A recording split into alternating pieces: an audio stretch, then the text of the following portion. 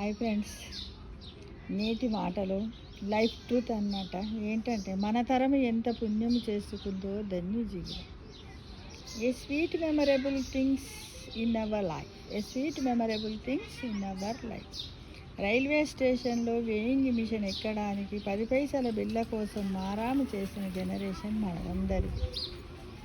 ఇంటి ముందుకొచ్చే పాల ఐసు 10 పైసలు, ఫ్రూట్ ఐసు 5 పైసలు. ఎస్ఎస్సి పాస్ అవ్వగానే టైప్ ఇన్స్టిట్యూట్కి పేపర్లు గుండ్లంగా చుట్టుకొని వెళ్ళిన రోజులు తరం మనకు. నిజంగానే 10th అయిపోయిందంటే కథ అందరే టైప్ చేయాలి ఒకళ్ళు చూసి అందరం పోయి టైప్ చేసేవాళ్ళు.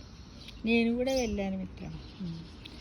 అద్దెకి బుక్సులు అంటే నవలలు, అప్పుడు లైబ్రరీస్ ఉంటుండే, అందులో రకరకాల కథల పుస్తకాలు తెచ్చుకొని చదివేవాళ్ళు. సినిమా హాలు క్యూలో పాటల పుస్తకాలు కొనుక్కొని బట్టి పట్టేవాళ్ళం. అదే పాటలో ఏదైనా ఉందని, ఇప్పుడు గాంధీ పుట్టిన దేశం ఇది, రఘురాముడు ఏలిన రాజ్యం, ఒక సినిమాలో పాటను అది తెచ్చుకొని ఒక్కరు పుస్తకం కొనుక్కుంటే వాళ్ళ దగ్గర ఒక పాటల పుస్తకం అని పెట్టుకుంటూ, లేకపోతే ఏదన్నా ఒక కాపీలో రాసుకొని ఆ పాటను నేర్చుకొని మనకు ఉన్నాయి కదా, మన స్వాతంత్ర్య దినోత్సవ వేడుకలలో పాడేవాళ్ళం అన్నమాట. పాడేవాళ్ళం, ఎంత బాగుంటుండేది. ఇక ఆ కాలంలో గజిటెడ్ ఆఫీసర్లు, స్టూడెంట్స్, టీచర్ అందరు కూడా సైకిల్ దొక్కేవాళ్ళు. ఇప్పట్లాగా అందరు జిమ్లో పోవడం, ఇంట్లో ఇప్పుడు సైకిల్ పెట్టుకొని తొక్కి ఎక్సర్సైజ్ చేస్తారు చూడండి, చెమటలు పట్టేటట్లు. అట్లాంటిది అవసరం లేకుండా అప్పుడు. ఇంకా మన ఇంట్లో వస్తువులు అయిపోతే, చక్కెర కాఫీ పొడి అయిపోతే కూడా పిన్ని గారింట్లో పక్కింటికి పోయి కాఫీ పొడి చక్కెరలను కూడా గ్లాసులతో తెచ్చుకునే వాళ్ళం. ఏదైపోయినా మళ్ళీ మన ఇంట్లో తెచ్చిన తర్వాత, ఎందుకంటే అప్పుడు ఊర్లోనే ఈ సామాన్ల దుకాణాలు ఉండకపోయేటి మిత్రమా. వేరే ఊరికి పోయి తెచ్చుకోవాలి. కొన్ని ఊళ్ళు చిన్నగా ఉంటుండగా, చిన్న ఊళ్ళల్లో ఉండకపో, పక్క ఊళ్ళో కొంచెం పెద్దగా ఉంటే అక్కడ వయసులు కోమటి వాళ్ళు దుకాణం పెడుతురు, తెచ్చుకుందరు. టైంకి అయిపోతే కానీ, లేకపోతే చుట్టాలు వచ్చినప్పుడు కానీ ఏదైనా పిండ్లు అలాంటివి కూడా తెచ్చుకొని మళ్ళీ తెచ్చిన తర్వాత పక్కింటోళ్ళు. ఇంకా జామెట్రీ బాక్స్ రేఖ గణితం ఉంటుంది కదా, అది కూడా మనం 6వ తరగతికి వచ్చి మన దగ్గర ఉండే, మన ఇంట్లో 10th ఇంటి పక్కన 10th 9th 10th చదివేటప్పుడు వాళ్ళ దగ్గరికి పోయి తెచ్చుకొని కూడా చేసుకుంది. ఇంకా స్కూల్లో డ్రామాలకి ఎదురింటి అక్కలయ్యి, లేకపోతే పక్కింటి జడగంటలు ఉంటుండే, వేసుకొని అడుక్కునేవాళ్ళం. అప్పు పుట్టని పచారీ షాపులు, బట్టల కొట్లు ఉండేవి కావు. రేషన్ షాపులో పంచదార కోసం, కిరసనాయిల కోసం నిలబడేవాళ్ళు.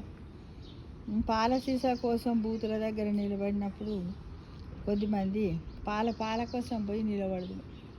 అలా మధ్యతరగతి వాళ్ళు మందహాసం కాదు, పగలబడి నవ్వేది. ఇంటి ముందుకు కోతులాడించేవాడు, పాములాడించేవాడు, గంగిరెద్దులవాడు, ఏలుగు బంటిని తెచ్చేవాడు, చిలక జోస్యం చెప్పేవాడు, వానలు పడాలి దేవుడా అని కప్పలకి పెళ్ళిళ్ళు చేసేవాళ్ళు. కాలాన్ని బట్టి వచ్చి వినోదం అందించేవాళ్ళు. పాట పాడుతురు తెలుసా, కప్ప కావడి, కప్ప మీద ఏదో పాట ఉంటుంది, కప్ప కావడి అని.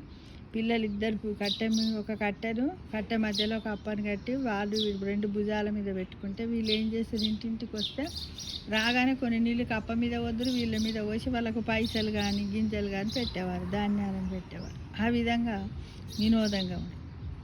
మేక కప్పులు అంటే తెలియని రోజుల్లో మోహాలకి గులాబీ రంగులు వేసుకొచ్చి ఇంటి ముందు సినిమా పాటలకి డ్యాన్సులు ఆడేవారు. అంటే ఊర్లలో వీధి భాగవతాలు చేసేవారు రాత్రిపూట.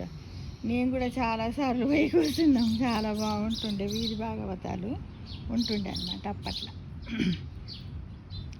కొద్దిమంది ఏమో ఊరికనే ఆడుదురు, కొద్దిమంది ఏమో చుట్టూ డేరా కట్టి టికెట్ పెడుదురు. చారానా ఆటానా 10 పైసలు ఇట్లా. ఏమీ లేదు, వాడు ఆడ ఉట్టిగానే ఒక సాపేస్తుండే, వాళ్ళు ఒక బల్లేసి బల్ల మీద వాళ్ళు డ్యాన్సులు పాటలు పాడుకుంటా ఏదో ఒక కథ, బాలనాగమ్మ కథ అని, నల్లపోచమ్మ కథ, ఇలాంటివి వీధి భాగవతాలు వేసేవారు మిత్రం. కానీ అప్పుడు చాలా బాగా అనిపించింది.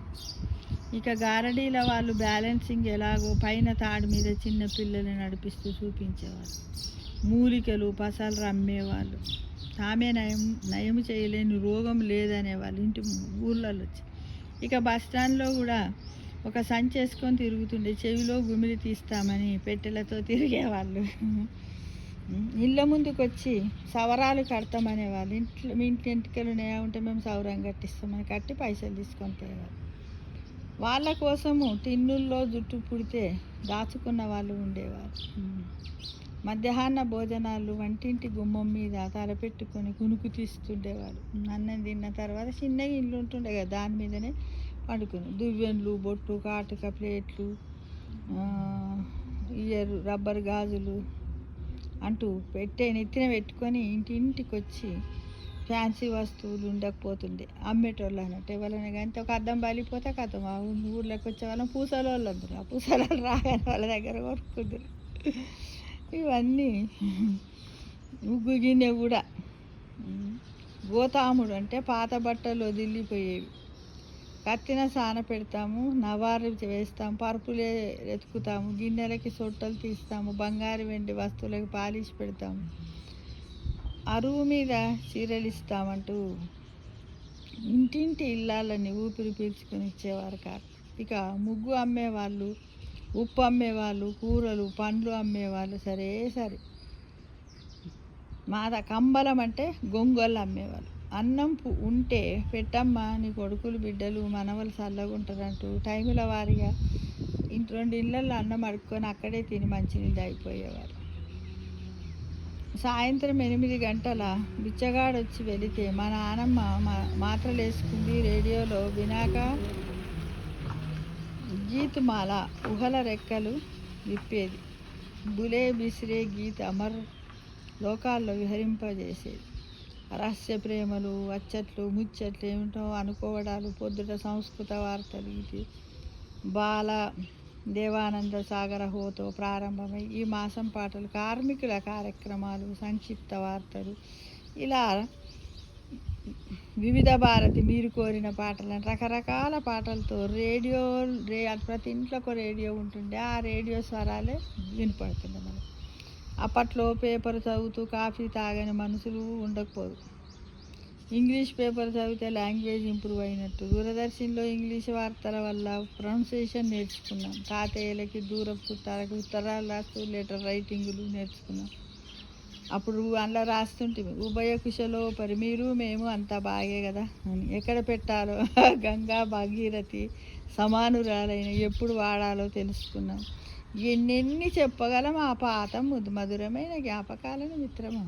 చెప్పుకుంటూ పోతే ఎన్ని రోజులైనా తనివి తీరదు. గుండెల్లో నిలిచిపోయే మా గుండెలు ఆగిపోయే వరకు మాతో వెన్నుండి మమ్మల్ని నడిపిస్తున్న గుర్తులవి.